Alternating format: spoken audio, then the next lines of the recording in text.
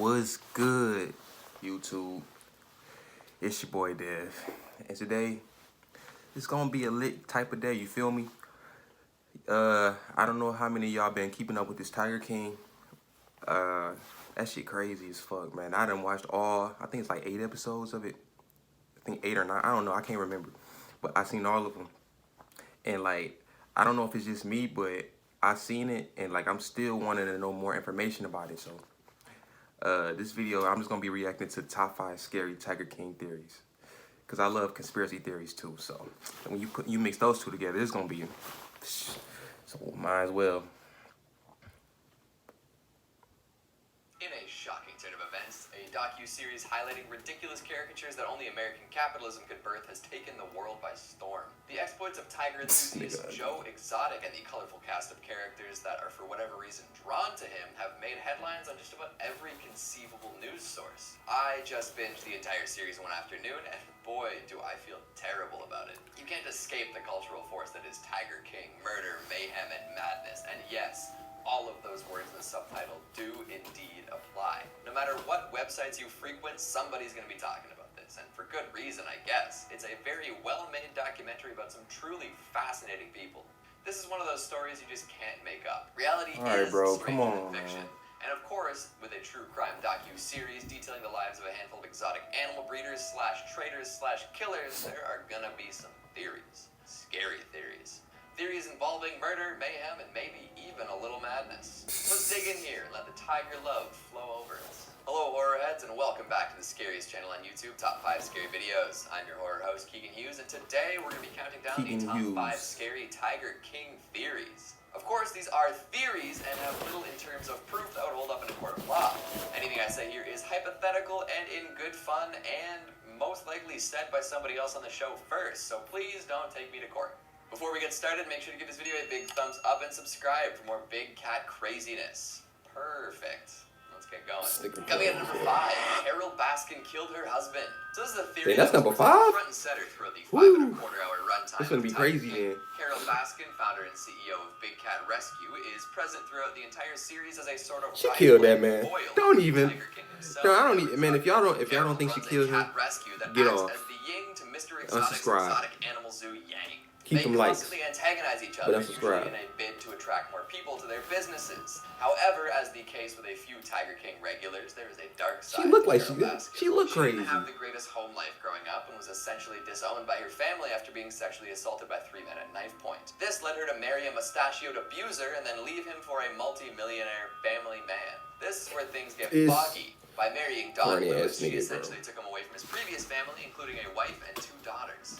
Both Baskin and Lewis had a love for big cats and started a business also, which they bred at the end of the video, comment what number y'all think is more likely to be true. Which was something Carol didn't fully agree with.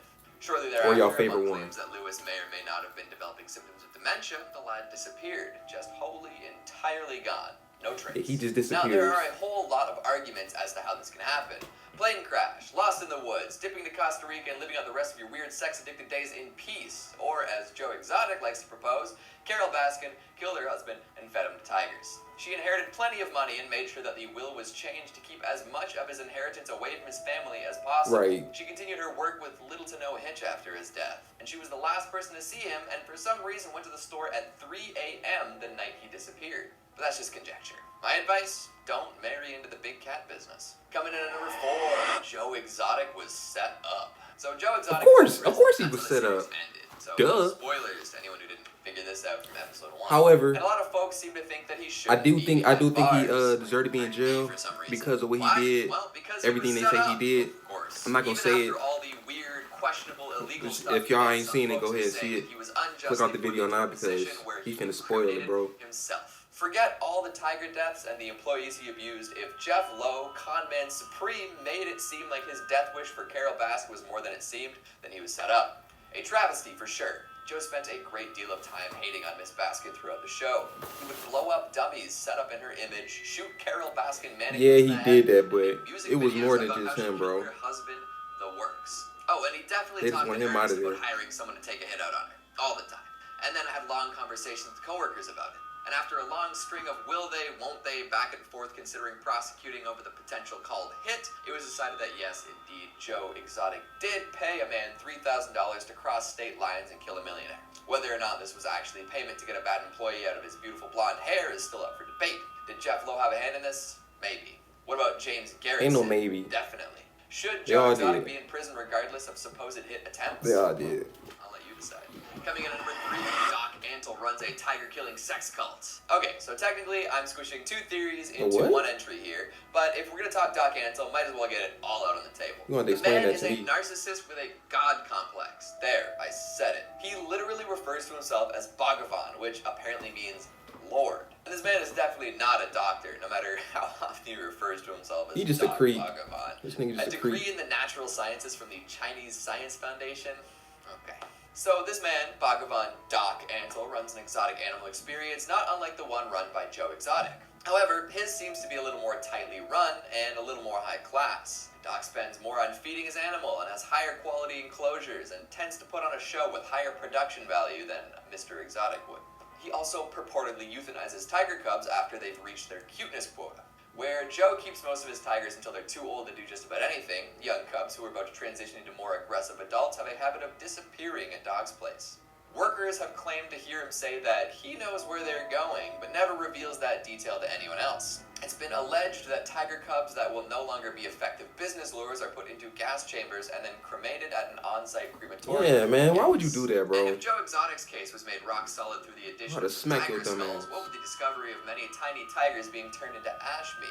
Again, this is conjecture, but I figure if they said it out loud on Tiger King, I can repeat what the producers have made public. In addition to the disappearance of these little big cats, there's also something funky going on with the workers at Doc Antle's. Yeah, he's got this habit of hiring young, attractive girls who like yoga and animals and eating clean, and then making him join his quasi-harem. He pays them very little and has them work insane hours, and according to the testimony of a former employee, suggests that having sex with him will get them promoted faster. Well, Of that's course. a normal thing for an employer to do. He looked like the Sure, type of they're nigga allowed to do to that, leave at shit. any time, but where would they go? They joined at a vulnerable age and only have experience working in his exotic animal world.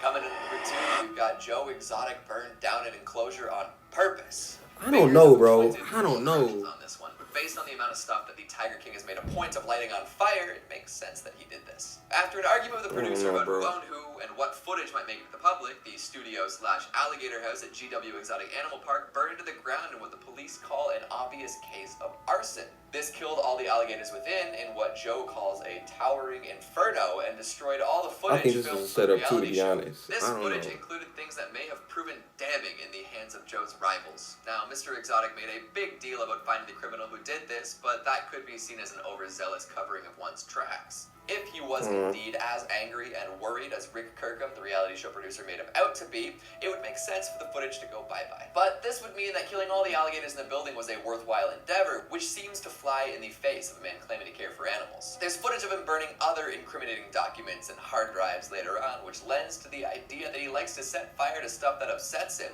and he even admits to getting so caught up in the drama that he ignored the needs of his animals. I don't know about this one. What do you think? I don't Coming in know at either, number bro. 1, we've got I an don't. accidental suicide that might not have been accidental.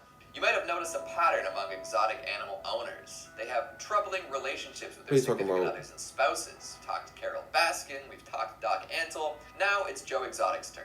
He's made a habit of falling in love with and seducing young men, usually Oh, yeah, I saw around the this shit, age bro. of That junk was 19. crazy. This is what happened with his first husband, John Finley, and his third husband, Dylan Passage, but let's focus on his second hubby for a moment. His name was Travis Maldonado, and he was indeed 19 when he met and married Joe Exotic, entering into a throuple with him and John. Travis was a young, impressionable lad when he met Joe and had some trouble with drugs throughout their time together. He was kept well supplied with pot and booze, and most troublingly, meth. This led to a lifestyle that was, well, less than ideal. A lot of shooting guns, riding I don't know, bro. I four-wheelers, and thought pulling pranks. at first I thought he just killed himself Actually, because he sounds didn't like a want to deal with it fantastic lifestyle, anymore. But not when you're married But to a I'm hearing 55-year-old he did polyamorous it man on who's accident. the absolute center of attention at all times. There's a moment early on where Travis is speaking to camera and claims that he loves the lifestyle he's living at GW Exotic Animal Park. However, mid-sentence he seems to catch himself and forces a wan smile. Was he reconsidering his lifestyle out in the middle of nowhere, Oklahoma? This all came to a head when Travis, obviously on a bender of some sort, came to speak with Joshua Dial, Joe's then campaign manager. He walked in pointing a gun at Dial, but then claiming that it wouldn't fire without a clip. After After saying this, Travis pointed the gun at his own head and pulled the trigger, killing him.